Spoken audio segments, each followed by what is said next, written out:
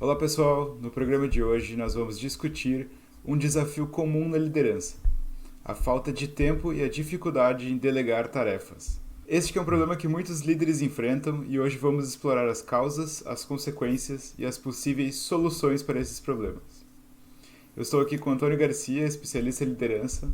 Bem-vindo, Antônio. Olá pessoal, tudo bem? Sou Antônio Garcia, é um prazer estar aqui para discutir esse tema tão importante dentro da liderança. Bom, então para começar, eu vou perguntar para ti por que a falta de tempo é um problema tão comum entre os líderes.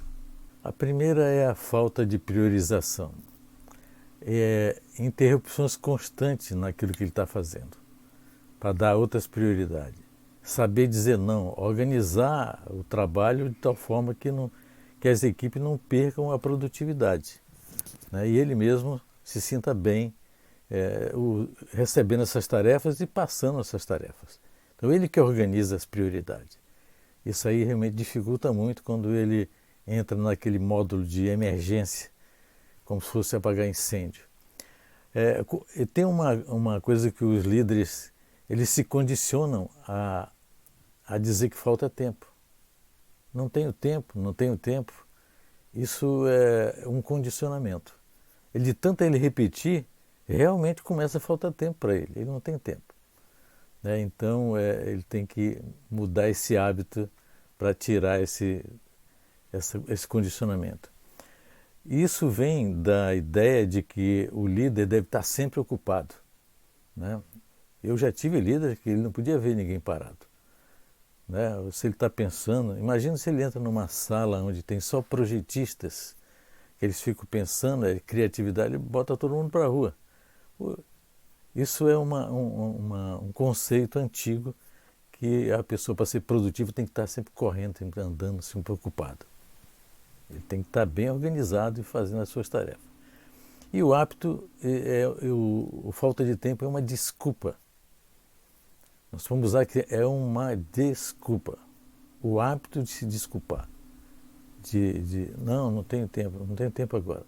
Eu faço depois. E assim vai acumulando. Daqui a pouco ele está sobrecarregado e não consegue delegar. E quais as principais causas que tu identifica no dia a dia dessa falta de tempo? Bem, o estresse. O estresse é um deles. Tá? Isso aí dificulta. Isso é um exemplo que a gente tem em todas as atividades nossas. Vamos um exemplo de dirigir. Se você está estressado, cansado, com sono, atrasado, o risco de um acidente é altíssimo.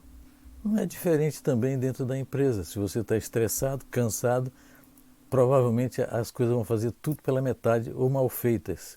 E se você passar para alguém, também passa no nível de estresse que você está tendo. A queda da produtividade é iminente, sem dúvida nenhuma, cai a produtividade. Redução da qualidade do trabalho. O trabalho bem feito é um trabalho feito com coerência, com responsabilidade, com calma, com tranquilidade. Isso só aumenta a produtividade. Evitar o retrabalho é fazer uma vez só, mas também fazer bem feito.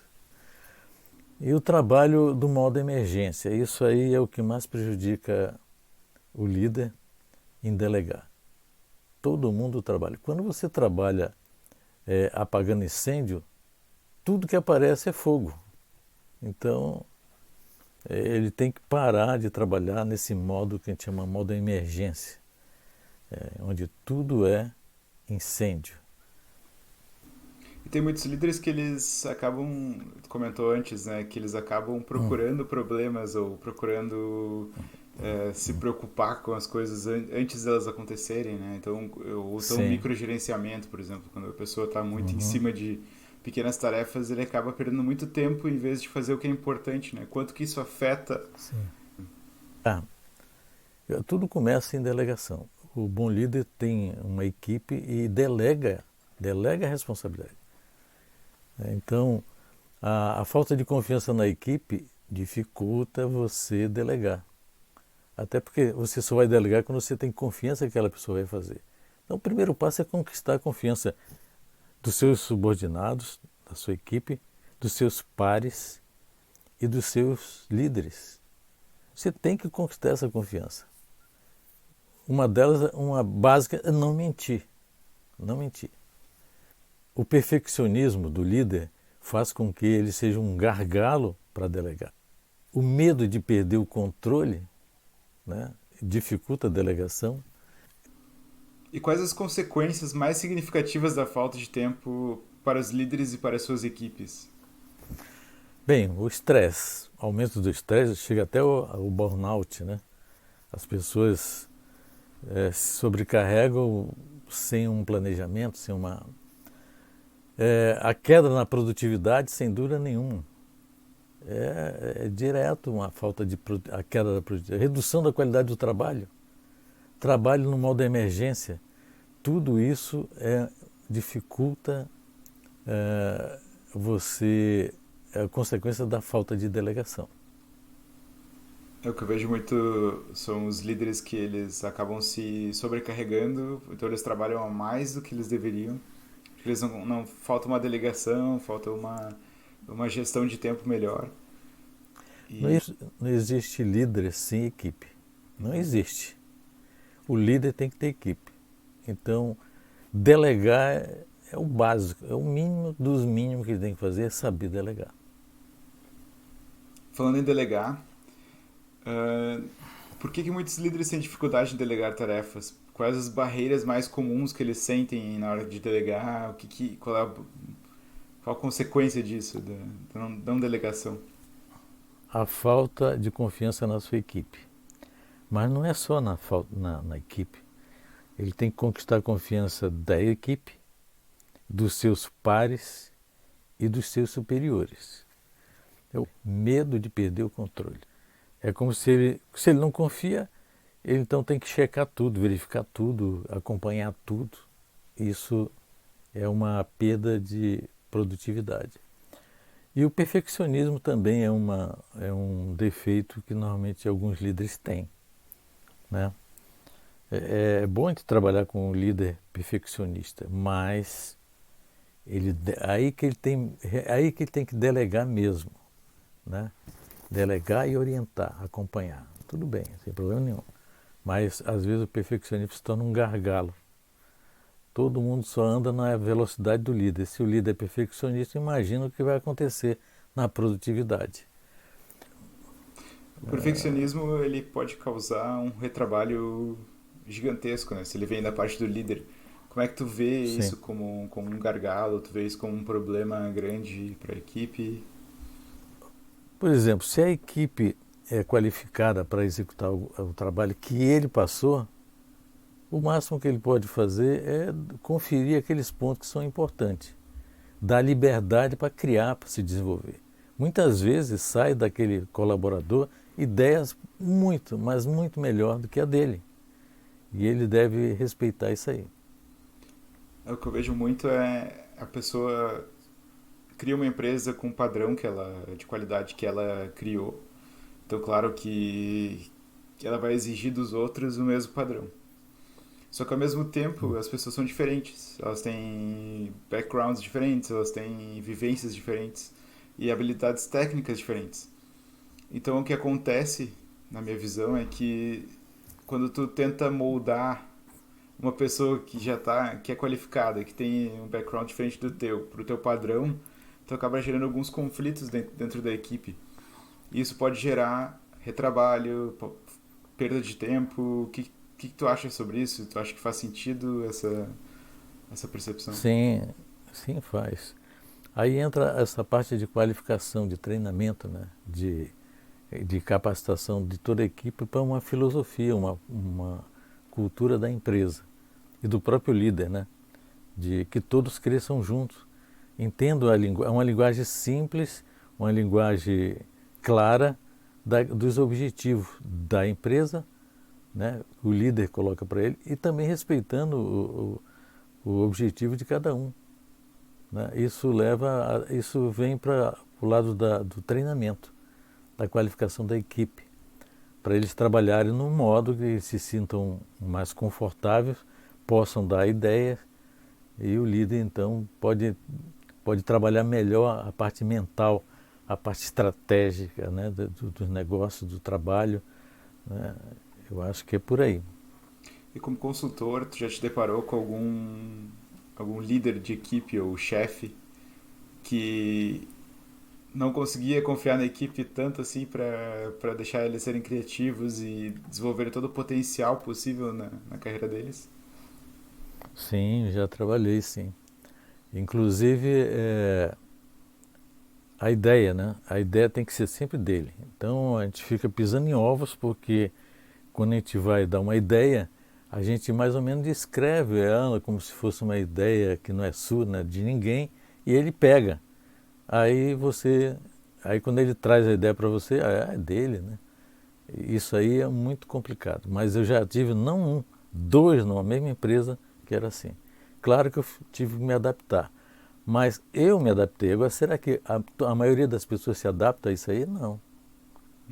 Não, eu tinha uma maneira, eu entendi aquela empresa, tanto é que eu não fiquei muito tempo nessa empresa, porque era um gargalo muito grande ter que sair atrás das ideias, receber ideia de muita gente, a gente ia para o trabalho, tinha que ter uma aprovação, porque envolve dinheiro, envolve tempo, aí o líder tranca porque a ideia não era dele. Né? Sim, Então é uma ginástica, né? sim. Para poder as coisas andarem. E em termos de consequências, assim, sobre não delegar, né? As consequências de não delegar. O que acontece com os líderes que eles não delegam adequadamente? E quais as consequências para o líder e para a equipe? Acho que a gente já conversou um pouco sobre isso, mas talvez seja bom tu Sob, retomar. Sobrecarga no trabalho. Né? Do líder ou da equipe? Da equipe e dele também. Né? Porque a equipe vai tá sempre esperando por ele. Então ele está sobrecarregado. Quando ele passa a tarefa, ele também sobrecarrega os seus. Né? E a pessoa fica sempre preocupada que nunca está fazendo aquilo que, que realmente tem que fazer.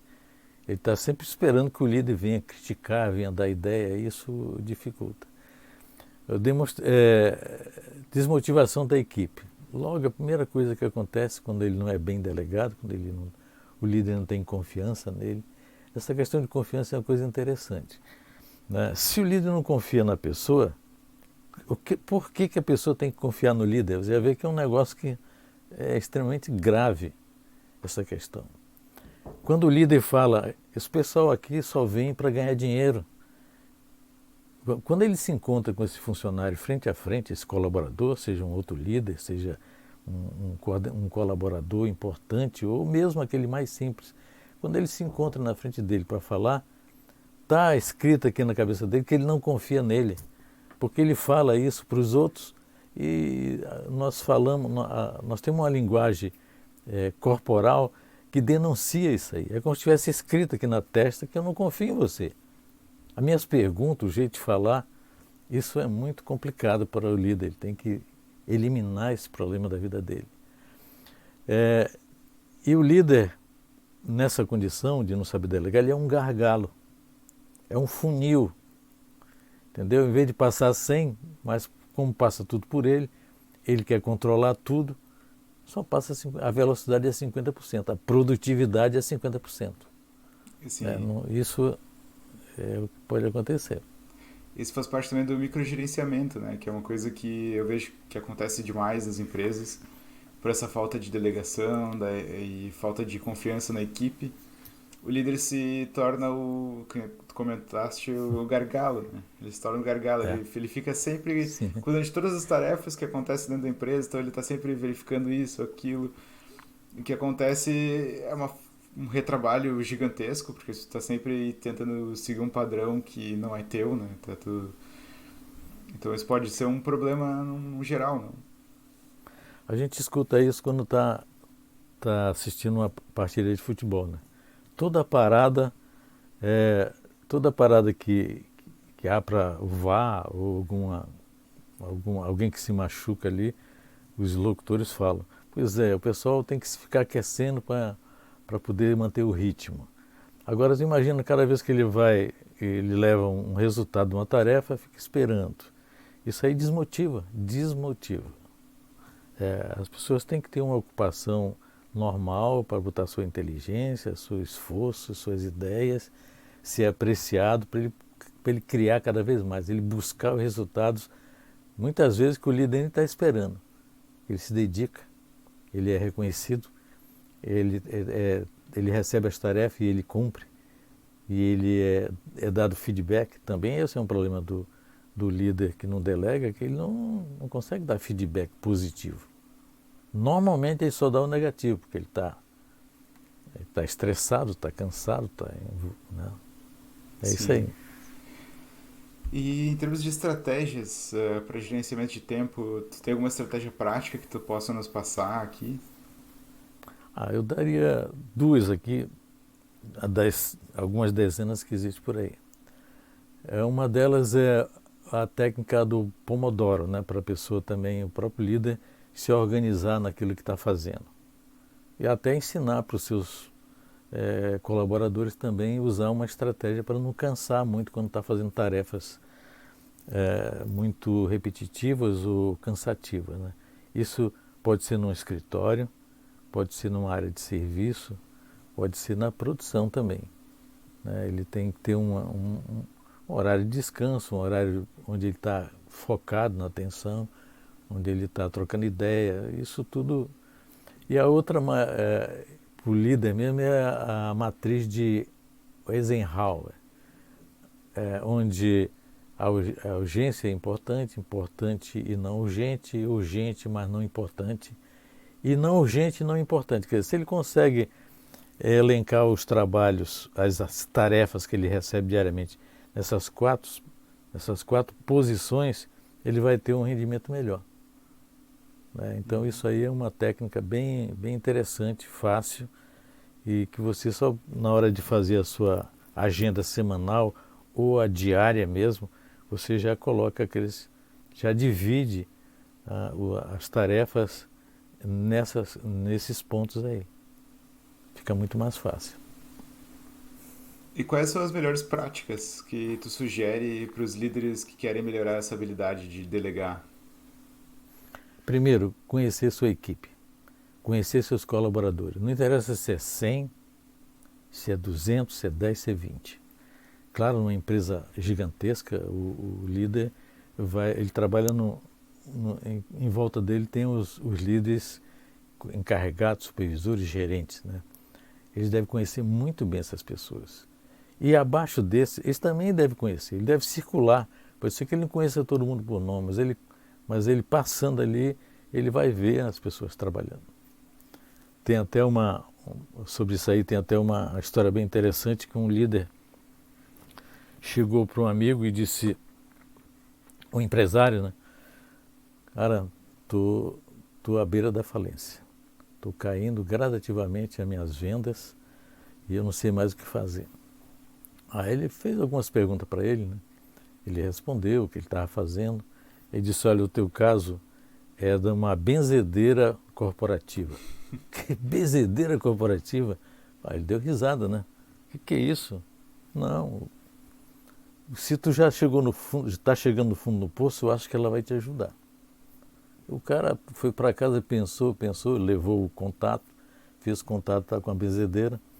A benzedeira disse, não, tudo bem, venha, mas traga, eu quero conhecer a sua empresa, como é que é o tamanho dela, como é que são os escritórios, a sua fábrica, traga um rascunho aqui para me dar uma olhada e a gente vai conversar.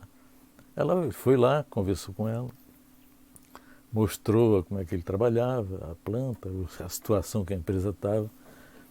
Ele disse, olha, vou passar aqui uma receita. Todos os dias, aí pegou o rascunho de planta que ele tinha lá, todos os dias você faz o seguinte, você vai para o escritório e faz esse caminho aqui, assim, em X aqui, em todo o escritório. Você passeia por entre eles.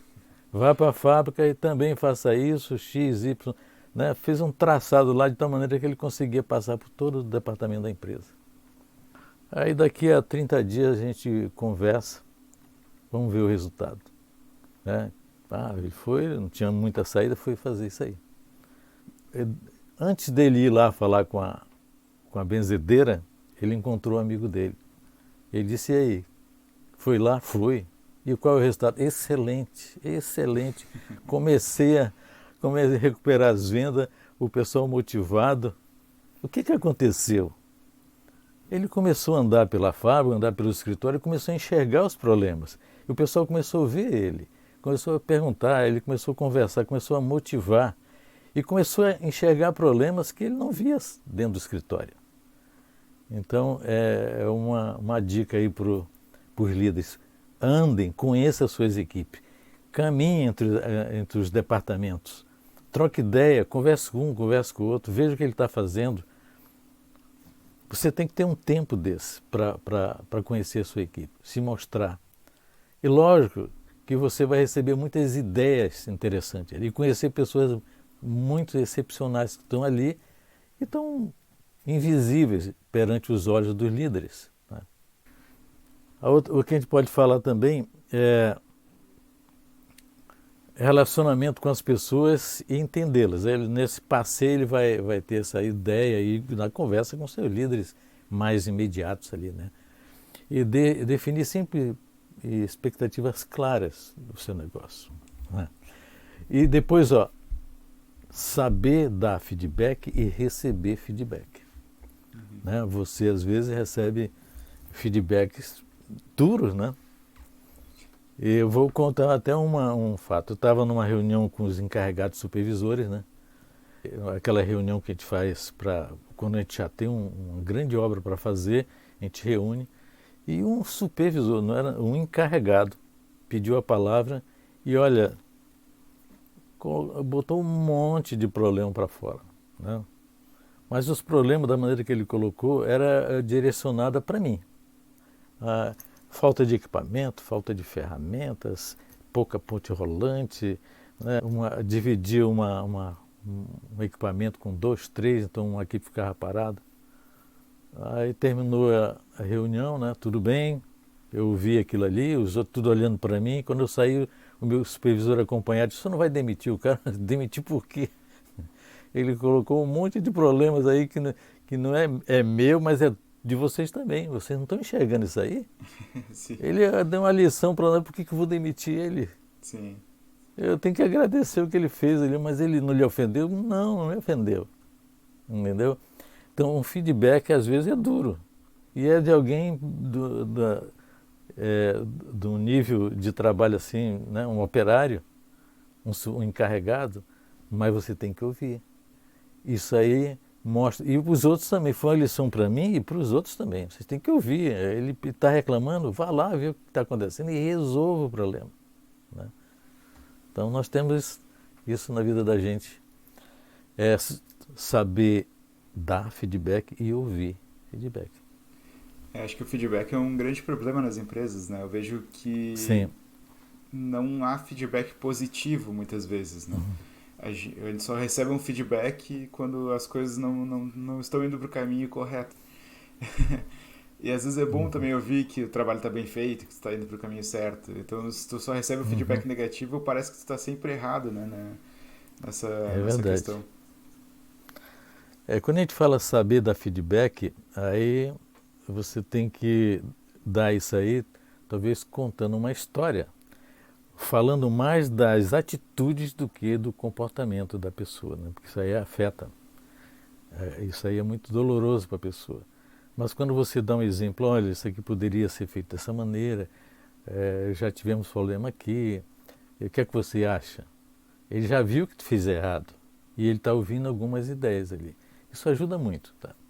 Somos seres humanos, sensíveis, ninguém conhece o passado dele para ver Às vezes você desmancha um cara pro resto da vida. Ele se acha incompetente e muitas vezes isso afeta a vida dele pessoal, até o futuro dele. Então o líder tem que ter esse cuidado, essa sensibilidade de saber dar um feedback. Mas não deixe de dar, tem que dar. Não, perfeito. Então, recapitulando, hoje a gente discutiu um pouquinho sobre a falta de tempo e a dificuldade de delegar, explorar as causas, as consequências e algumas estratégias para superar esses desafios. Gostaria de te agradecer, Antônio, por ter compartilhado com a gente tanto conhecimento. Não sei se tu gostaria de fazer Uma finalização? Não, eu gostaria até de contar uma história, tá? Que mostra o que é realmente uma delegação. Eu trabalhei num grande estaleiro aqui no Rio Grande do Sul, né?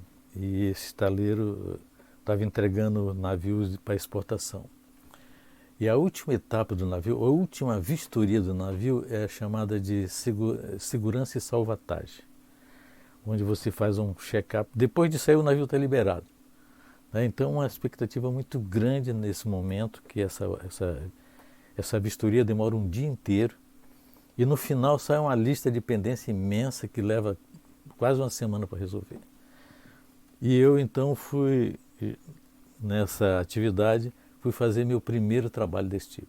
Mas antes eu escutei tudo isso aí, tem que sair o navio, a partir daí começa a contar a multa se ele não for atrasado, tem que estar tudo certo. Né? Olha que eu era da inspeção, eu não era do pessoal que executa. Então, todas as informações que eu recebi, eu reuni minha equipe de 4 profissionais, né? E às vezes que fazia o trabalho muito superior, né, de inspeção, mas eu disse o seguinte: nós temos um problema aqui e temos que resolver. Eu vou acompanhar o vistoriador do cliente, né, do armador. Eu quero que vocês vão junto comigo. Cada pendência que acontecer, vocês imediatamente vão atrás, porque no final nós vamos mostrar e tem que no final do dia estar 100% para o navio ser entregue. É uma tarefa árdua, muita coisa, envolve equipamentos, envolve as balsas, a comida das balsas, o anzol que tem nas balsas que desapareceu. E a equipe, né, gostou do desafio. E realmente, quando nós terminamos lá, quase nas 4h30 da tarde, que o vistoriador pegou toda aquela lista ali, eu disse: bem, agora nós vamos ver as pendências, né, porque nós já resolvemos todas. E estavam todas resolvidas. Então, imediatamente ele foi naqueles pontos, checou e carimbou ali. Está ok. Veja bem, um desafio e uma equipe de confiança. Porque muitos deles podiam se recusar, estavam fazendo outros trabalhos. Não, eu reuni porque era uma coisa importante, dei as diretrizes. Bem, ganhamos, nós, a equipe, ganhou confiança. Esse vistoriador continuou fazendo as vistorias em outros navios de entrega, e nós éramos uma equipe de confiança dele. Sabia que o que tinha que ser feito era bem feito e era feito dentro do prazo.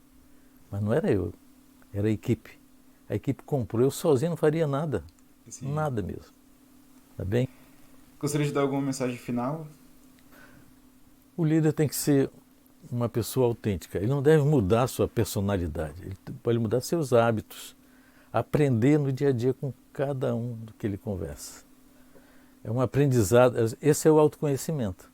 Em vez de você ir lá para uma montanha, né, tirar umas férias na Índia para se autoconhecer, não, o autoconhecimento é no dia a dia, é nessa convivência, aprendendo e ensinando, né, e se adaptando, mas sempre com aquele objetivo de crescimento, de ajudar as pessoas, de ser um líder servidor que ajuda eles a crescerem e ganhar a confiança. Essa é fundamental. Era isso. Perfeito. Muito obrigado, então. Até a próxima. Até a próxima. Um abraço a todos.